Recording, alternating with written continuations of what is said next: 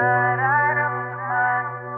Gaano kabigat ang isiping lalayo ka na dahil di na sapat. Kahit di buhos di maubos sa akin ang lahat-lahat. May tatanong ako kung ano ba ako sa'yo.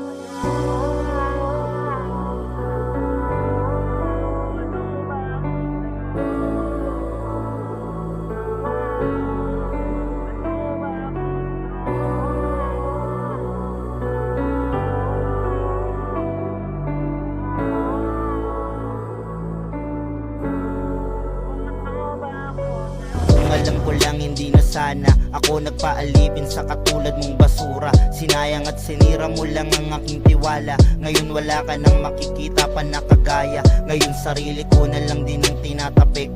Wala na talaga sa'yo balak na bumalik. Wala na din sa'yo kahit konting pananabik. Dahil sa ginawa mo sa'yo di na babalik. Mas masarap ang kalaplapan ng dulo ng sigarilyo kaysa sa labi mong umakalik kung sino-sino. Kumita lang ng libo, wala ka nang pinili. Mapabata man mo senior, tignan mo ang sarili mo ngayon nang dumina. Dahil sa ginawa mo ang dami ding nawala. Tiwala at respeto ko sa'yo ngayon wala na. Masyado kang nasilaw sa kumikinang na pera. Kumikinang na pera. Hindi mo nararamdaman kung gaano kabigat ang isiping lalayo ka na dahil di na sapat. Kahit di buhos di maubos sa akin ang lahat-lahat. May tatanong ako kung ano ba ako sa'yo.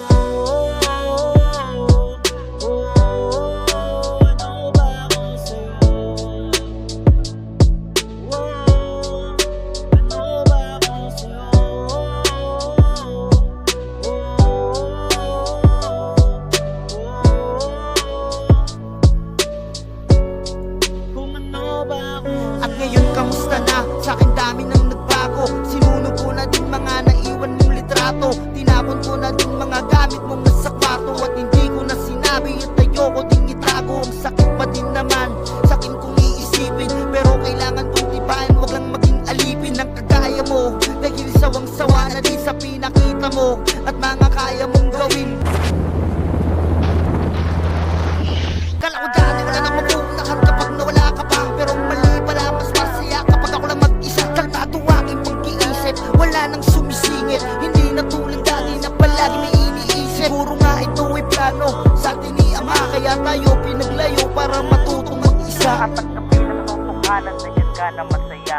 Salamat, mag-ingat ka, mamimita.